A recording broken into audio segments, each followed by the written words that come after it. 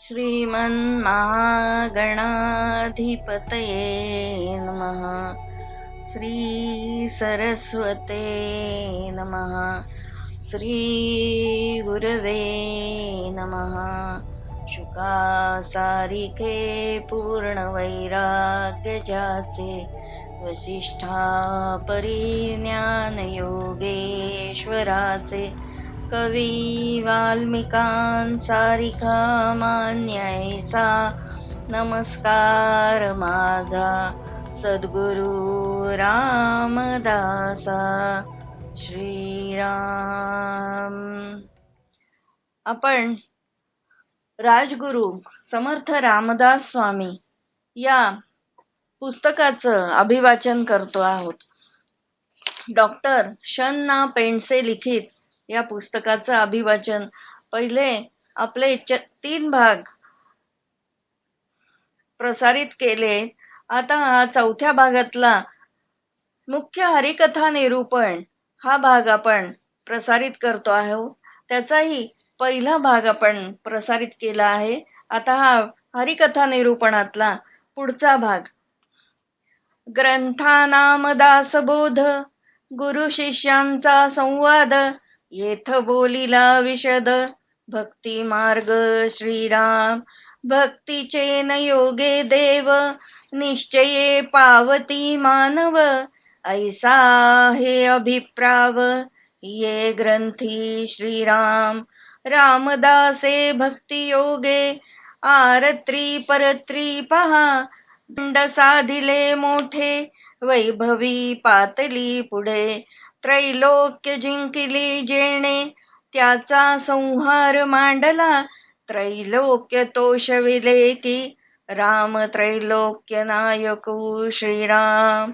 संपूर्ण दासबोधाची प्रस्तावना म्हणून पहिल्या दशकाचा जो पहिला समास समर्थांनी लिहिला त्यात या ग्रंथात आलेल्या अनेक विषयांचा निर्देश करताना या ग्रंथात भक्ती मार्ग विशद केल्याचं सांगून त्याला पहिलं स्थान दिलं आहे आणि भक्तीच्या योगाने मानव दैवत्वाला पोचतो हे सांगण्याचा दासबोधाचा अभिप्राय स्पष्ट केला आहे। 11व्या दशकात संप्रदायाची प्रमुख चतुसूत्री सांगताना हरिभक्ती निरूपणाचा मुख्य स्थान दिले आहे। समर्थांच्या आणि तत्पूर्वीच्या ज्ञानदेवादी सर्व सत्पुरुषांच्या मते भक्तीचे स्वरूप केवळ पारलौकिक नाही ऐहलौकिक आहे।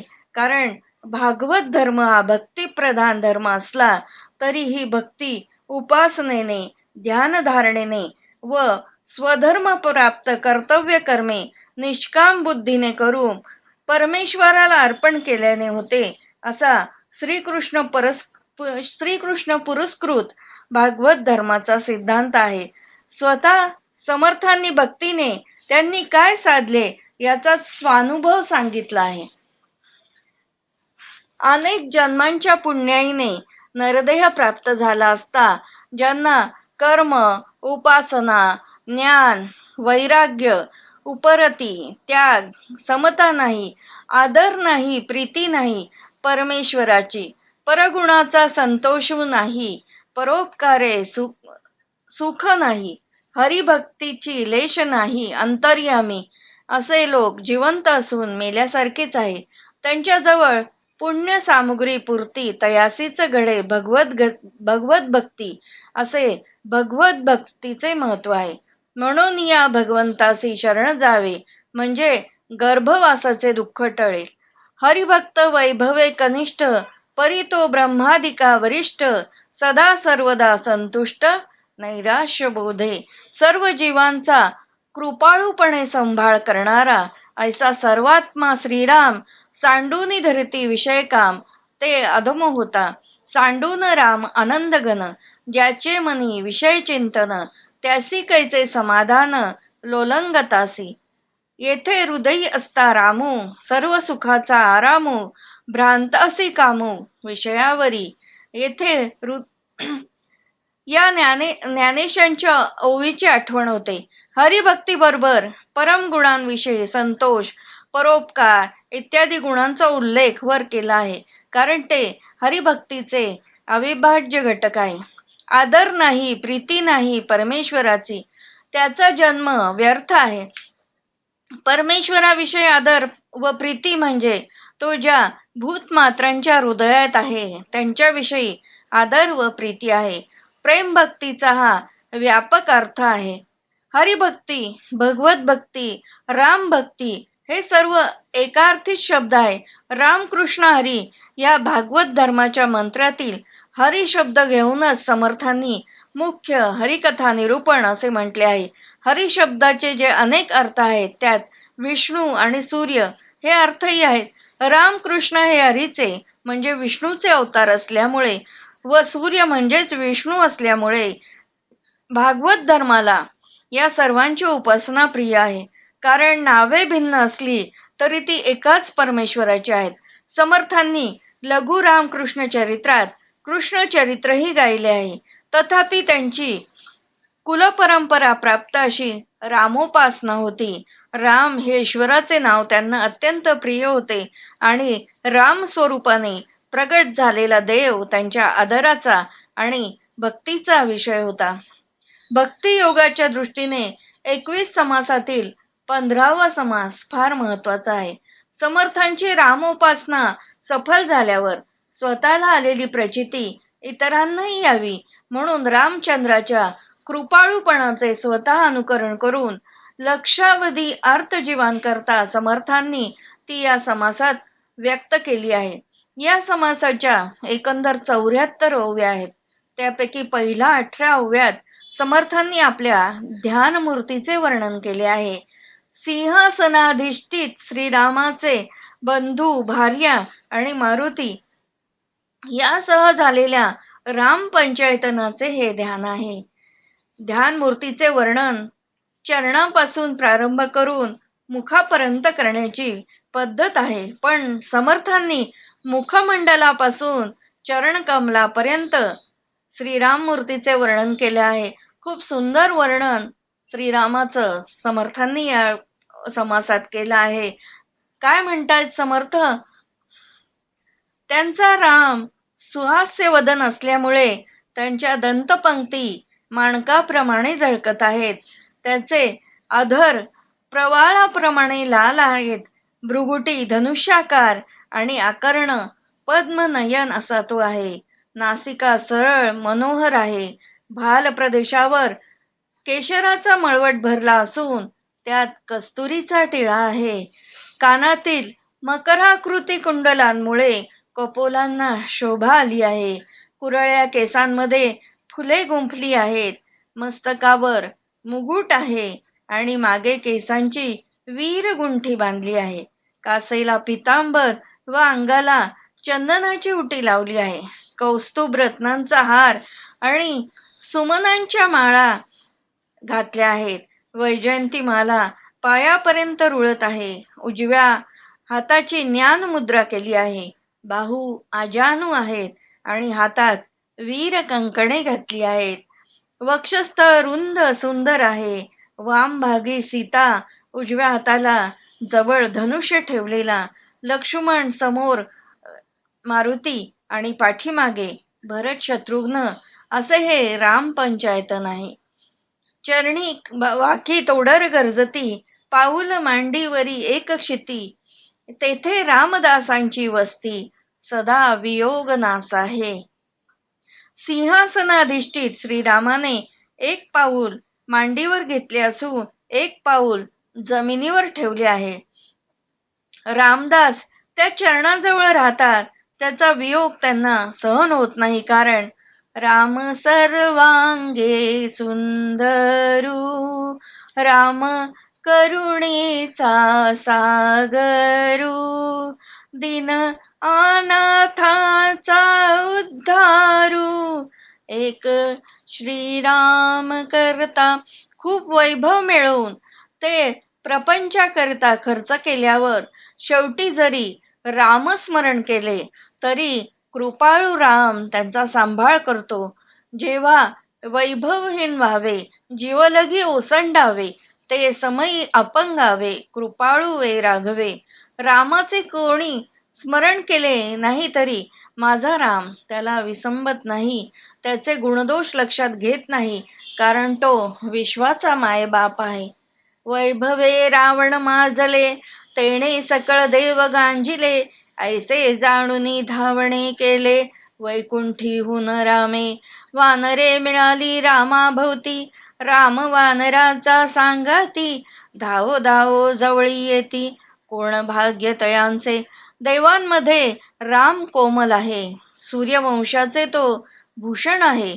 त्याचे नाव शंकर जपतो, कारण सप्रचित रामनाम.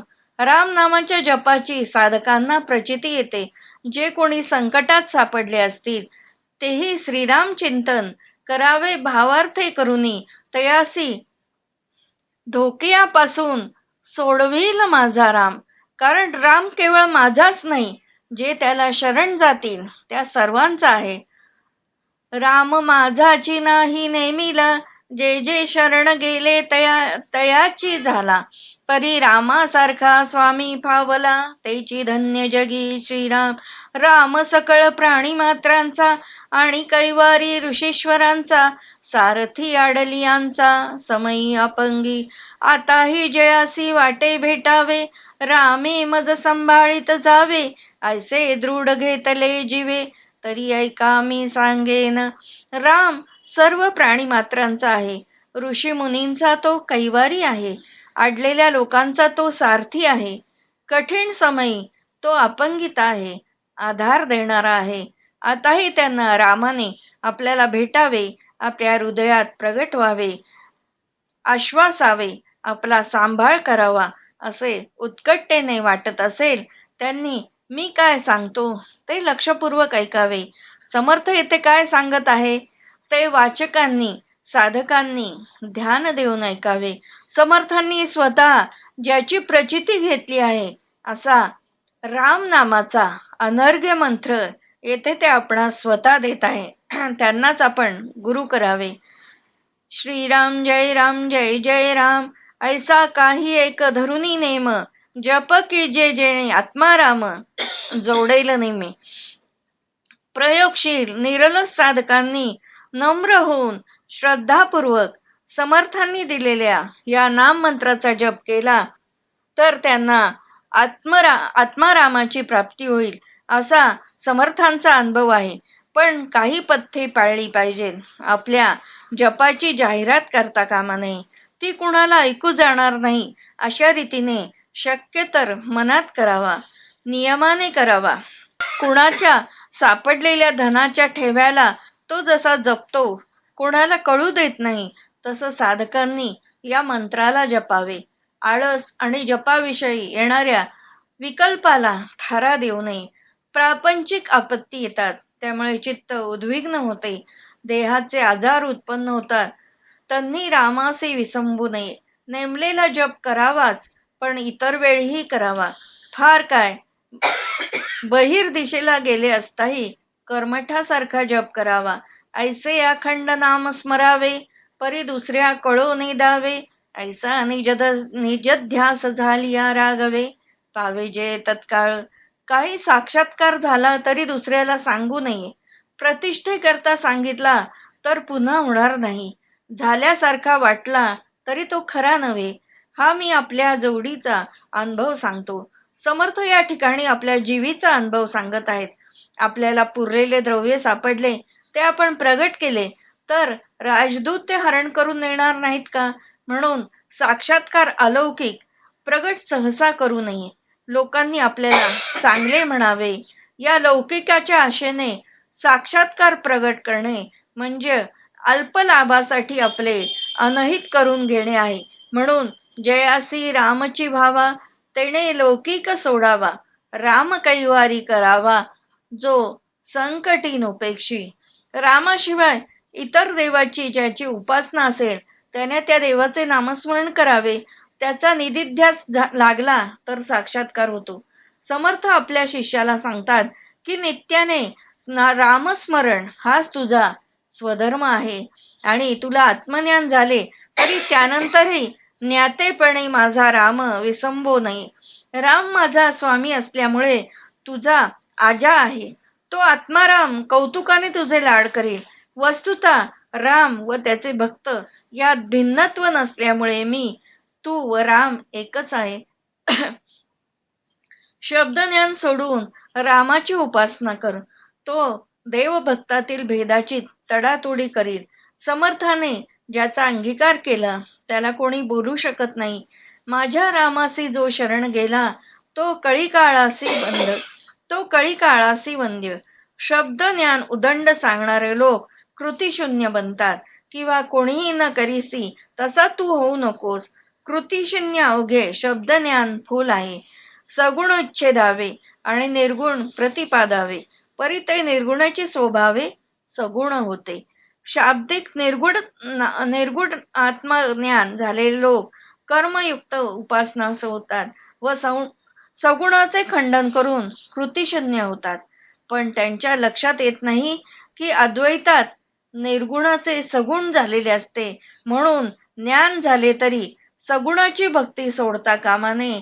हा भागवत धर्मातील भक्तीचा महत्वाचा सिद्धांत समर्थांनी येथे सांगितला. धर्म, उपासना, ज्ञान हा जसा खालून वर क्रम आहे, त्याप्रमाणे वरून खालीही क्रम आहे.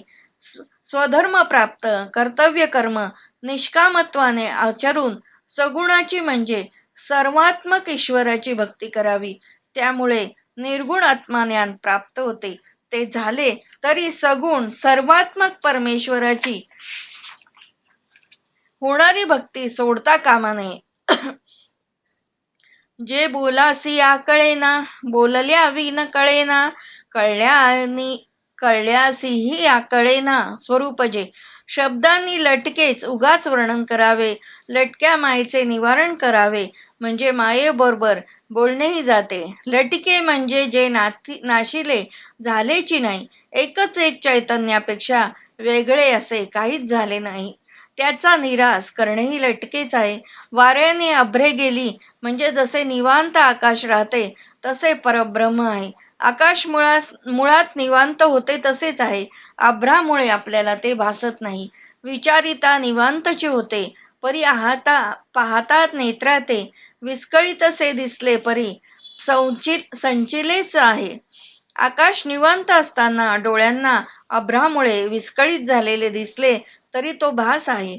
परब्रह्म चर्मचक्षुनी पाहू गेले तर दिसत नाही, मायाच दिसते. म्हणून शब्द वायू सुटला तेणे माया ढग निर्वाळीला, ढग वितुळल्या आपण हरपला नव्हताची जैसे.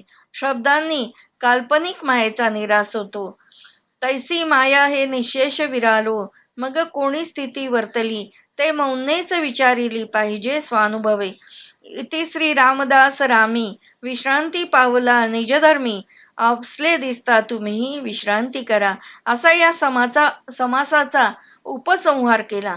श्रीरामाच्या आध्यात्मिक स्वरूपात रामदास विरून जाऊन शांत झाले. श्रोतेही हे समजण्यास कठीण असे आध्यात्मिक विवेचन ऐकून श्रमले असतील, म्हणून त्यांनाही विश्रांती घेण्यास समर्थ सांगत आहे.